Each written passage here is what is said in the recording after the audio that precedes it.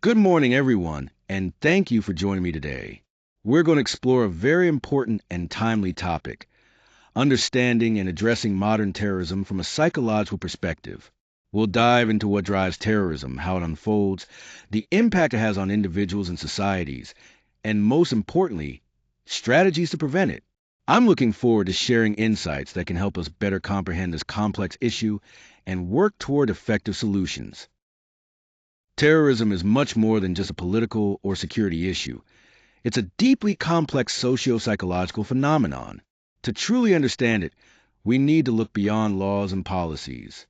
When we examine terrorism from a psychological perspective, we start to see how individual motivations, group dynamics, and larger social influences come together to drive people toward these violent acts.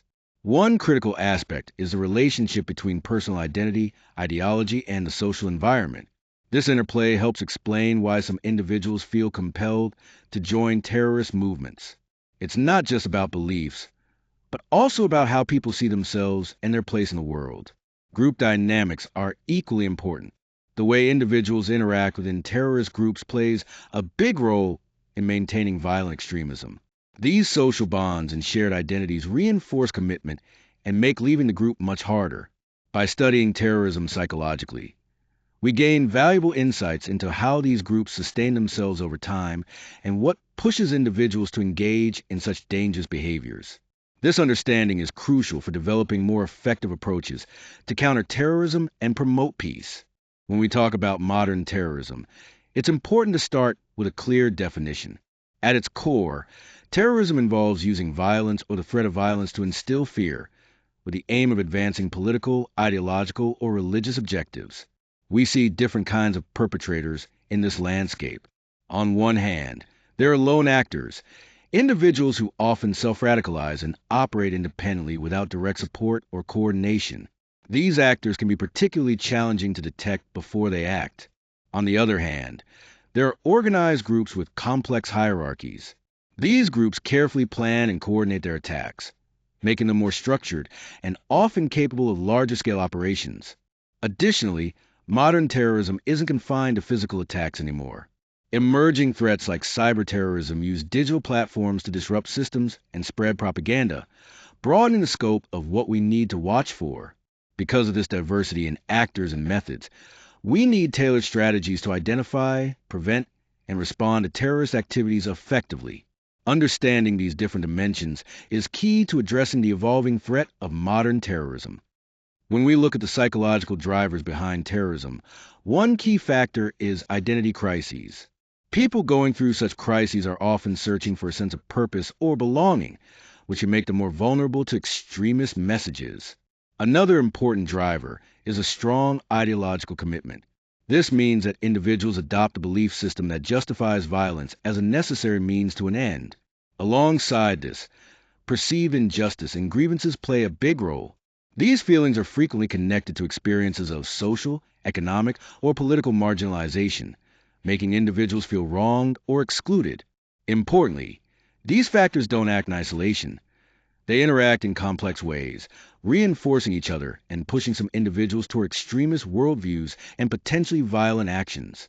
Understanding this interplay helps us grasp why terrorism isn't driven by a single cause, but by a web of psychological influences. When examining how terrorists are recruited and radicalized, it's important to understand the process step by step. First, there's a recognition of vulnerability.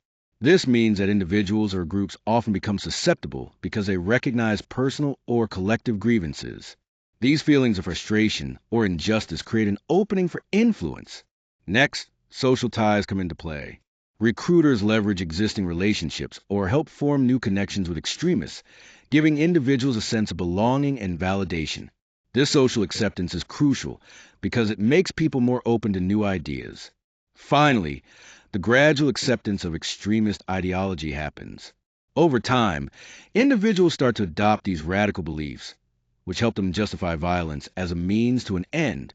This progression from vulnerability to ideological acceptance is key to understanding the radicalization process. When we look at the minds behind terrorist behavior, it's clear that cognitive biases play a big role. For instance, black and white thinking simplifies what's often a very complex reality, making it easier to justify extreme actions. Alongside this, moral disengagement allows individuals to justify violence by dehumanizing their targets, essentially stripping them of their humanity to make harm seem acceptable. Emotional arousal is another critical factor. When someone is overwhelmed by strong emotions like anger or fear, their ability to make rational decisions is significantly impaired. All of these psychological mechanisms work together to enable individuals to commit to radical and violent actions, even when they're aware of the moral or social consequences. Understanding these factors gives us important insight into the mindset behind such behaviors. When we look at the power of group dynamics and social influence, several key factors come into play. First, conformity pressures are a major force in radicalization. People tend to align their views and behaviors with the prevailing extremist norms within the group, often without questioning them. Next, peer influence plays a crucial role by reinforcing shared beliefs and deepening commitment to the cause. Friends and comrades create a sense of belonging that makes these ideas stronger and more convincing. Charismatic leadership is another powerful element. Leaders with a strong personal appeal can shape the group's ideology and steer strategic decisions, guiding members toward specific goals. Finally, all these social influences combined help sustain terrorist groups over time, increasing loyalty and encouraging individuals to become more actively involved. Understanding these dynamics is essential to grasp how such groups maintain cohesion and motivate participation. When we look at the psychological impact, the effects on direct victims are often profound, with many experiencing post-traumatic stress disorder and lasting trauma. But it's not just those directly affected. The fear and anxiety ripple out, disrupting daily life for a much wider population.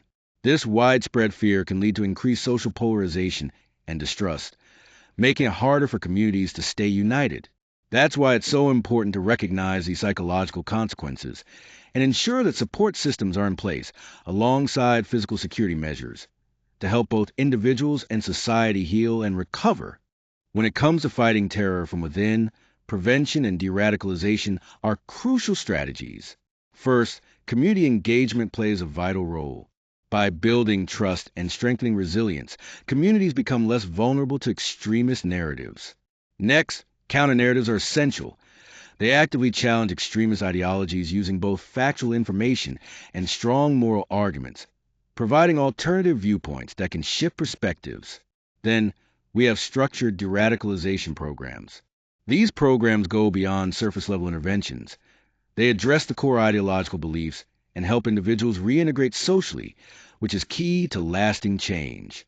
Finally, combining these approaches creates a powerful synergy.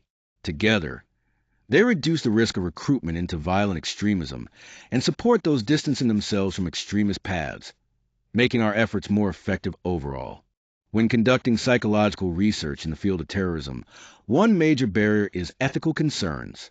Ensuring the safety and informed consent of participants is crucial, but it can be especially challenging in this sensitive area. Another significant obstacle is limited access to data. Researchers often struggle to reach terrorist populations or obtain reliable information, which restricts the scope and accuracy of their studies. Additionally, there are measurement challenges. It's difficult to objectively assess the psychological traits that may be linked to terrorism, making it hard to draw firm conclusions. Despite these barriers slowing progress, they highlight the importance of developing innovative and interdisciplinary approaches to advance our understanding in this complex field. Looking ahead, there are three key steps that can guide us to a more hopeful future in tackling terrorism. First, multidisciplinary research is essential.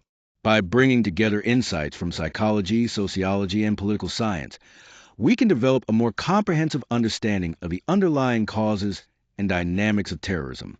Second, we need to leverage new technologies.